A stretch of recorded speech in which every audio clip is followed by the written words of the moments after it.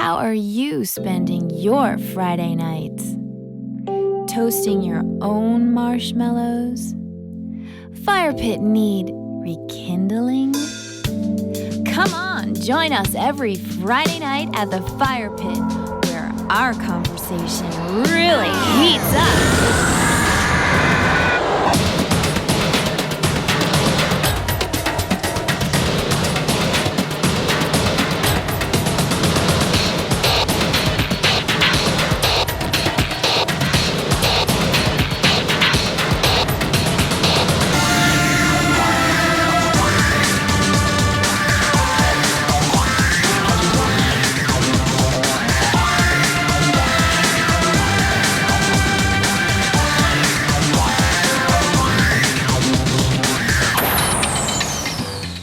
This week on Fire Pit Friday, we're in New York City. We're here to honor a man and his mission. In August of 2001, our cousin Chuck and his family came to visit us on our farm in Tennessee. It was the last time we ever saw him alive. On September 11, 2001, Lieutenant Chuck Margiotta of the New York City Fire Department gave his life in the World Trade Center. Which brings us here, the memorial for the Twin Towers, the fallen towers. If you look over our shoulder, if you were standing in this exact spot, this is where you would have been able to see the World Trade Center towers.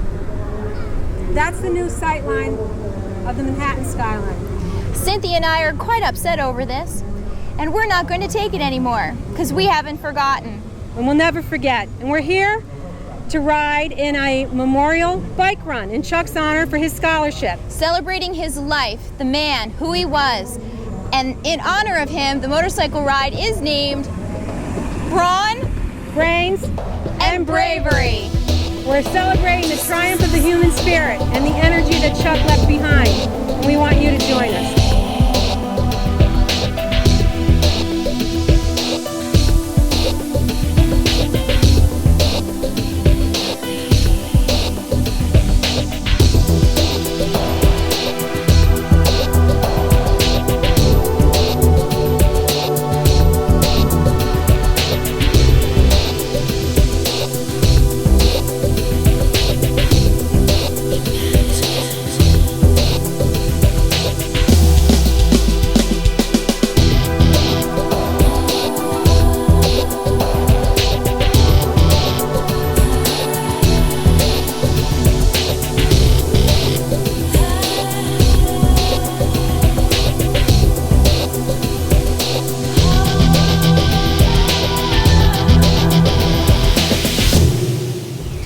I remember on September 11, 2001, I was working on 129th Street in Harlem, and I was actually in an apartment working when we seen the second plane hit the towers.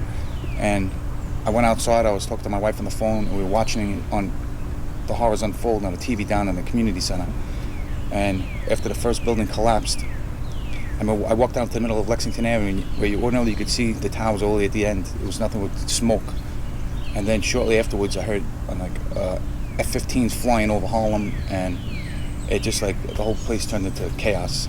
It was just like you seen the FDR Drive looked like a horror movie. Like those old traffics were shut down, and all the people walking up hours later, walking up from the World Trade Center, and just walked up the Harlem River Drive, and they were all covered in dust, and people coming off the phones, coming out of the subway with everyone was covered in dust, talking on cell phones, and very few cell phones worked. Mine actually worked.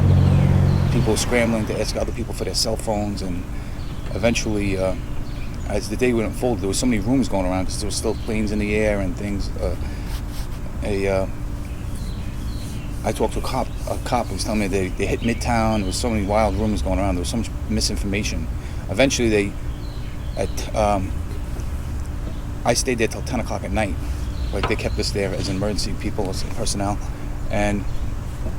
I think I left at 10 o'clock at night. I was driving home on the turnpike, and you could still see the fires burning from the New Jersey Turnpike coming home. I was teaching at McKee High School, which is right at the water facing the Manhattan skyline. And a friend of mine who was a custodian at the school told me to run up to the roof and see what was going on, because at that time there was the first plane had just made what looked like a very low U-turn, and I was actually on the roof when saw the first plane hit the tower. Like everybody else, we didn't think it was anything other than catastrophe, but we weren't thinking terrorists. We all found out later, soon after, when we saw the second plane, that we knew it was something bad. I called my wife, who was supposed to go shopping with my mother. I said, don't leave the house. I don't know what's going on, but it doesn't look good, and turn on the news. I called home, asked my mother where my brother was, and she told me he was working in Brooklyn and should be on his way home. She didn't know what was going on either. I called later on, and she told me he had called. He had just gotten through the tunnels into Manhattan, called her and said he was on the rig with Rescue 5, and that he had gone in with them because on his way back home from a 24 in Brooklyn, he saw what was happening and got off the first exit over the Verrazano Bridge, which happens to be the firehouse for Rescue 5. He hopped on that truck and went in, called my mother, and he said, Ma, it's bad. I'm with Rescue 5. I don't want to be unaccounted for. I love you, and see you later. So now we're, I guess, 8 years later, and there's been a lot of talk about tributes and have a dinner, have a banquet, have this, have that. It wasn't my brother's style. He wouldn't have wanted to see people in shirts and ties and suits. And this was actually my wife's idea. My wife Patty said, why don't you have a motorcycle run? And it immediately put a smile on my face, because that was Chuck. Chuck was a fun guy. He liked his rock and roll. He liked his motorcycles. And this would have been his thing. We're here at Chuck's Firehouse, engine 165. Ladder 85. And we're going to go in and talk to Tom Del Pino. Now, he was the liaison that was assigned to Chuck's family after 9/11. That's important to know. I mean, each family had their own liaison, and he was specifically here with this family. And he saw them through it, and he has some interesting things to tell us. He's going to be one interesting guy to talk to. Let's go.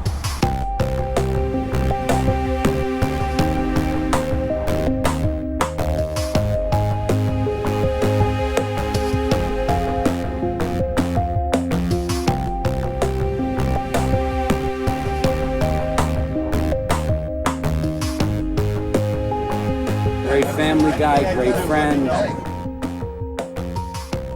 But Chuck is the exception. The guy was a great man in every sense. He was well educated. He was a hard-working guy, worked 3 or 4 jobs, had a wonderful family, had a nice house, took care of his mother and father, looked out for his family.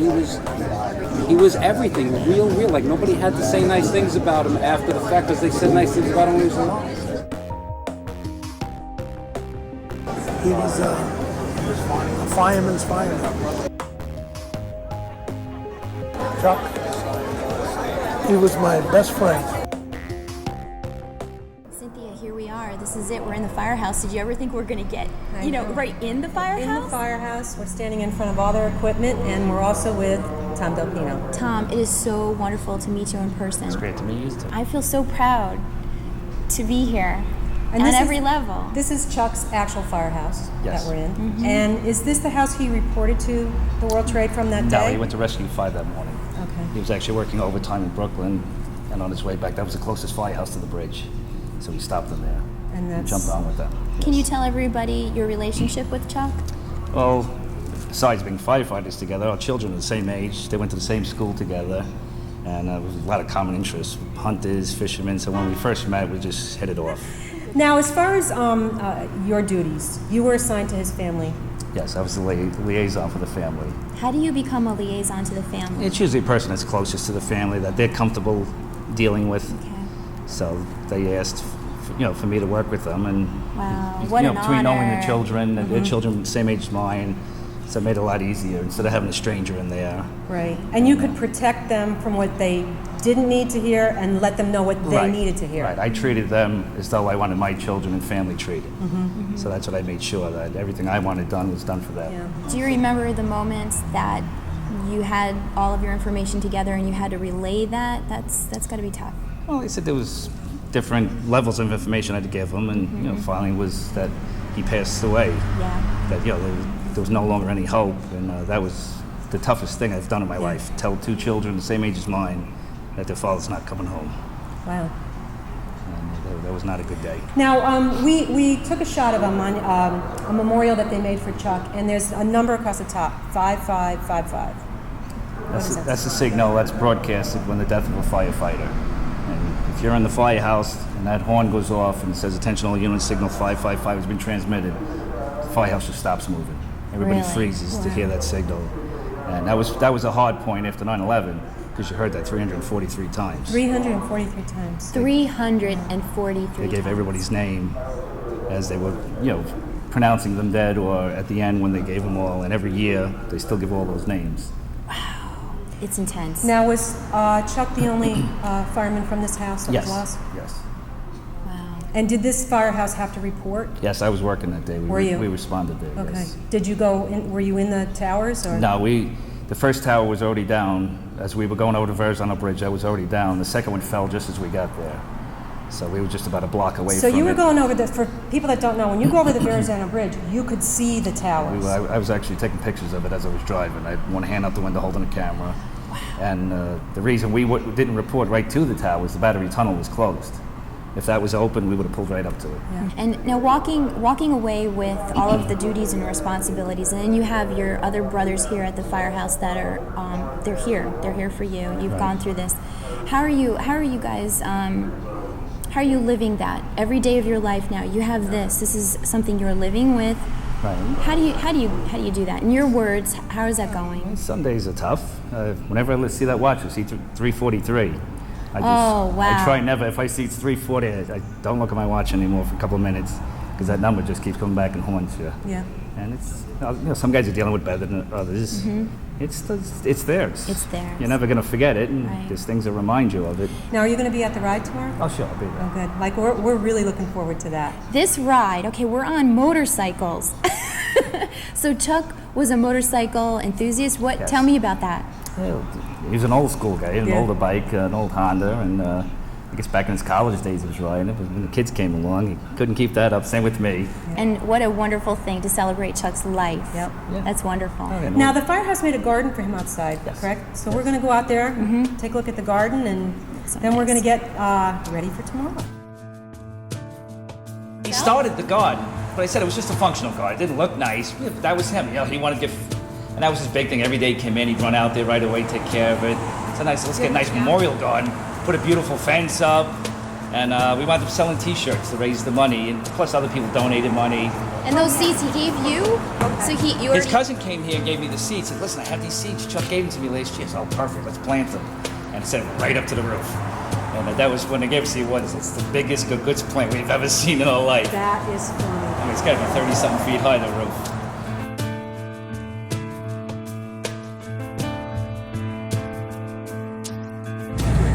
Highway members of Ladder 85 and 165. And you're watching Fire Pit Friday! Your baby! A debut! I know, we're at Monsignor Farrell High School on Staten Island, which is the staging area for the Chuck Margiotta Memorial Bike Run. Do you have your rider? I do. Do you? Woo! I do, and I'm ready for the brains. Brawn and bravery.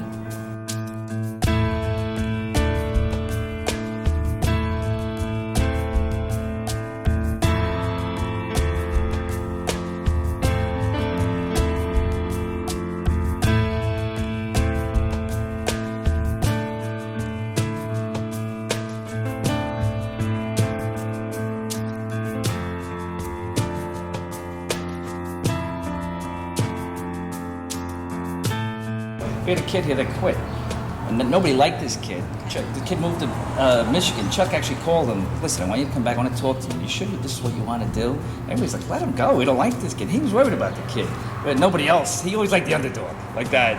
And even when my father died, we were working. 2 nights before, one of the guy's neighbor died. So we had to go to the funeral parlor. So we're sitting outside. Me and Chuck were talking. I says, I hate this place. I hate funerals, hate wakes. And, the next morning my father dies. When he came in the wake that night, tears just started running down his face. And he goes, I remember what you said. I never thought I'd see you cry. And yeah, there was a pussycat underneath.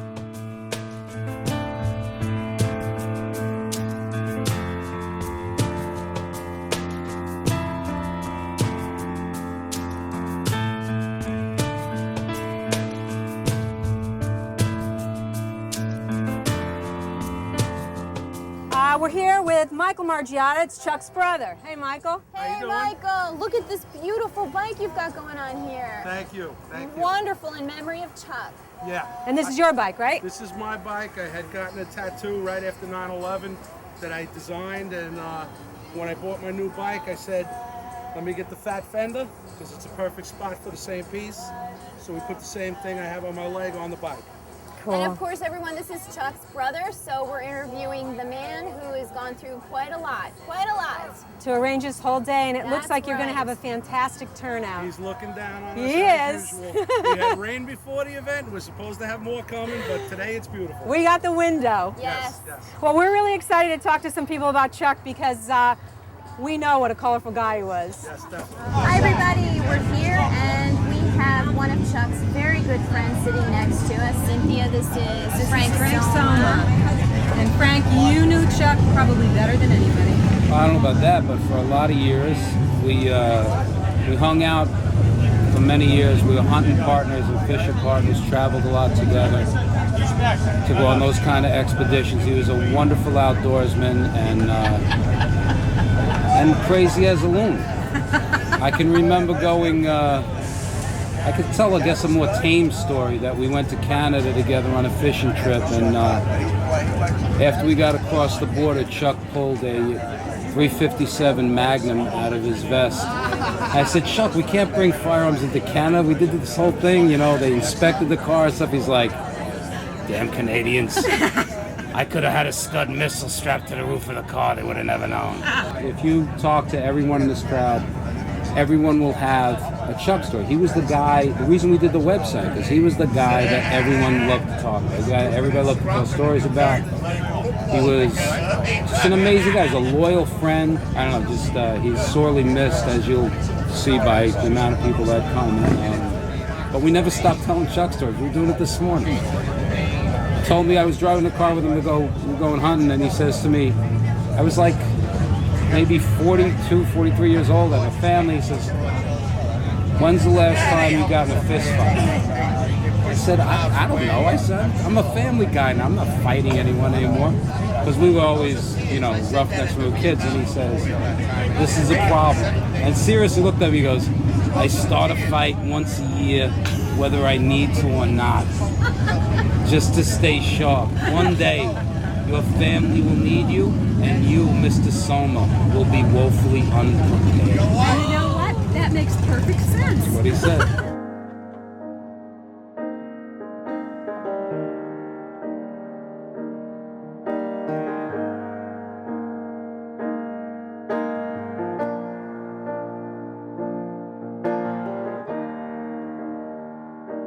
It's a very exciting day. My son Michael did a great job, as he did with the website, and he put a lot of effort, a full year's effort into this, and actually put a full year's effort into Chuck's personal website, and where it's a tremendous website. Everybody sends in pictures and letters and anything that they knew or heard or going back to when he was in grammar school.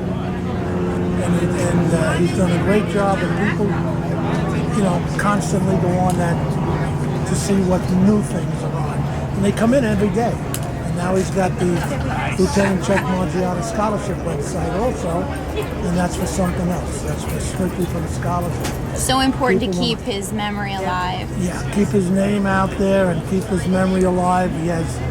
Chuck has, I guess he has plaques and scrolls at about 15 or 20 different places on Staten Island.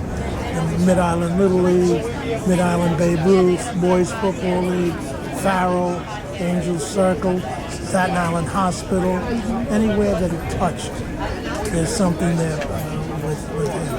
I'm sensing, I've never met him in person, but I'm kind of sensing from everybody here that his personality, he would love today. Oh, yeah. Oh, he would absolutely Are you love today. kidding? He'd smirk and he'd laugh, and then he would try to pass a few motorcycles. and that's what's his problem. And he would do anything. But he was the leader of the pack. He was very, the firemen respected him. As a dad raising Chuck, he's a firecracker. How did that work? Chuck was unbelievable. But one thing he did, he loved his family. There was nothing that he could not do. And if he couldn't do it, he would try it. I love that. And make sure that it was done. In other words, if you needed somebody, you put an advertisement in the paper for a contractor. He'd go down and apply for the job, although he never picked up a hammer. And he was, he was such a rough guy, yet he would give a bird mouth-to-mouth resuscitation with a straw. And if a squirrel was dying, he would bring it back to life. That's just the way he was. That's the way he was. I mean, we had a hamster, and he stayed with this hamster for many hours just to try to keep him alive. He was one in a billion. He was one in a billion, he's right. He was in my house every day, every night. We watched movies together, and if we were watching movies at 3 o'clock in the morning, he knew I was watching that movie. And he would call me up at 3 o'clock in the morning from the fire and say, "Did you see that? I saw it, Chuck, and now I'll go to bed."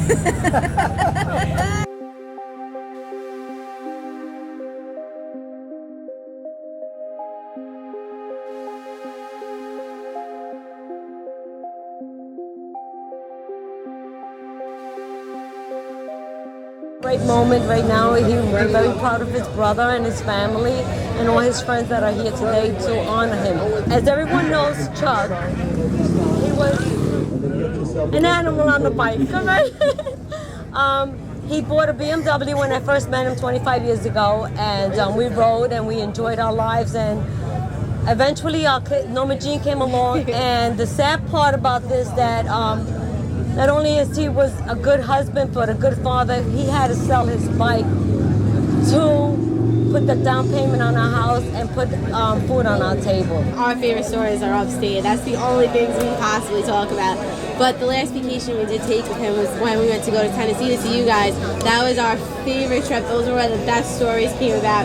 There was so many, there's just too many to explain, but everything we did with him was amazing. Everything we did. He wanted the kids to keep their eyes open, to see every traffic light, every moment, and it was like something that he didn't know exactly what was happening, but he wanted this moment to last with them forever, and it did.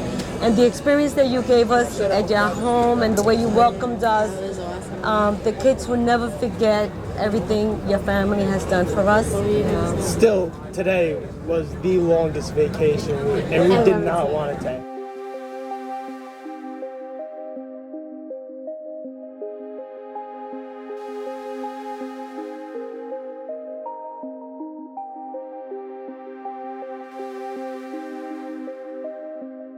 Members of Engine 165, Ladder 85. Chuck was a lieutenant in Ladder 85, a great guy and well loved.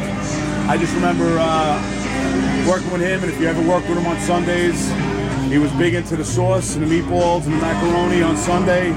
Every morning, had to start early in the morning and had to sit there and simmer. If it didn't simmer 4 or 5 hours, it was no good. We couldn't eat it. We stopped. We didn't eat till 3 o'clock. That was it. He was very, very particular with the sauce, but it was good. Great guy. We all miss him. I used to do a lot of the cooking in the firehouse, and if he wanted to eat, it was now. We went out, did the shopping, and came right back. We had to start the meal immediately.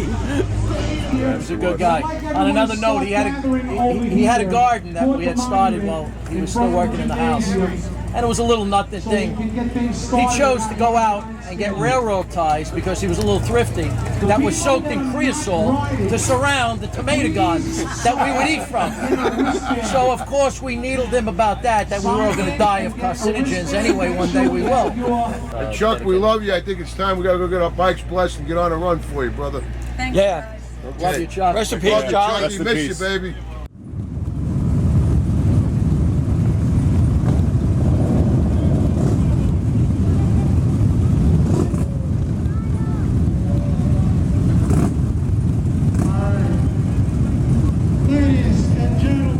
Well, it turned out to be a really nice day here for you, Chuck. And I just want to let you know that it hasn't been one day since you have left us that I haven't called out your name. And I will continue calling out for you every day. So you look out for me, Chuck, in case everybody's good. Chuck, we surely missed you, and what a beautiful day to celebrate your life. Like Ernie said, we will never forget you. Every day, I remember a lot of stories, being up in the mountains, the first time I went up there and you made us hike, and Ernie here couldn't make it, and he was angry, but we pushed it, and we got up there, we got nice. Okay, Chuck, just thank you for being part of our lives. That's it.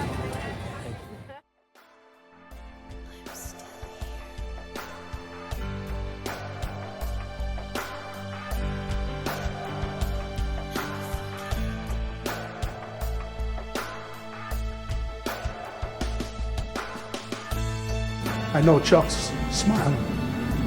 He's happy about everything that's going on, and he's happy people are celebrating his life and having a little fun on a day that's in his name.